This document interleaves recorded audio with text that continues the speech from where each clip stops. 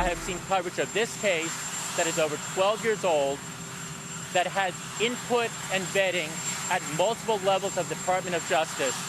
And as I look forward, I do not think it is right and fair for this administration's Labor Department to have Epstein as the focus rather than the incredible economy that we have today.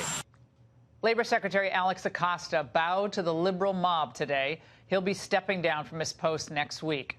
Now, Democrats blasted him over a secret plea deal that he cut with alleged child molester Jeff Epstein's legal team.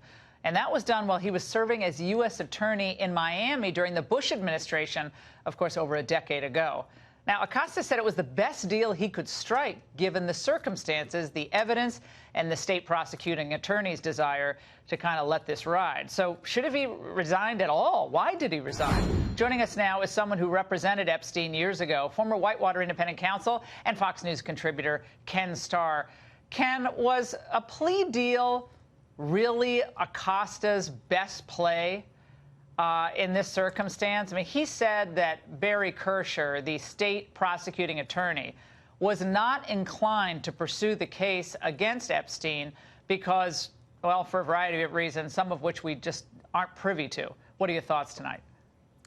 Well, there is a real irony here. And by the way, Alex Acosta, I believe, is a person of complete integrity. He's an honorable guy. He took one for the team, obviously, today. But yes, I was involved in those negotiations. And it was Alex Acosta and the U.S. Attorney's Office who were playing tough. They were insisting on some conditions with respect to the plea agreement with Jeffrey Epstein. And we were arguing, and I personally argued before U.S. Attorney Alex Acosta and then higher ups in the Justice Department, that what was alleged in Palm Beach County, and which was under investigation by the county, were quintessentially state offenses, not federal offenses. So, Laura, you understand this. I was making a federalism argument. Don't federally criminalize this area of the law that really does belong to the states. It's a quintessential state offense with respect to sexual wrongdoing. But Alex ended up disagreeing with that. And so here's the irony. He was pushing for a harder kind of disposition, a tougher disposition, and we ultimately came to an agreement that everyone was satisfied with, but obviously what has since happened has happened. Well, Ken, but now we learn, of course, that there's allegations of trafficking people across state lines. That would indicate, at this point, with apparently what the allegations are, that this is now, of course, a federally triggered case because of the crossing state lines, correct? That would be correct, Laura. But there were no allegations of crossing state lines in the Florida situation. So you're right. These are accusations. I mean, these are serious accusations. Obviously, every human being is entitled to basic human dignity, and so we will see what happens. But you're absolutely right, Laura. There was no suggestion of human trafficking, non-consensual use of drugs and the like in the Florida case, or the state attorney in Palm Beach County would have taken a very different look at the entire situation. Ken, Julie Brown is the reporter who wrote a lot about this and spoken a lot about this, was on MSNBC this week and said this. Let's watch.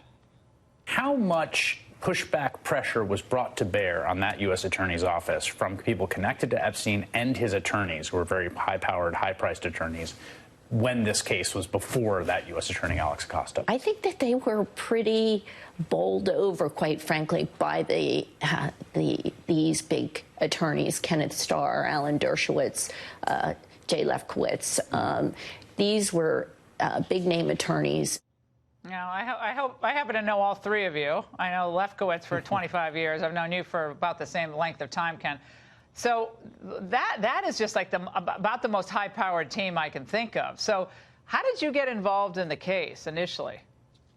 Well, our firm was retained by Jeffrey Epstein as part of the defense team, and I was brought in specifically to argue these constitutional federalism points. But the idea that anybody was bowled over is absolute nonsense.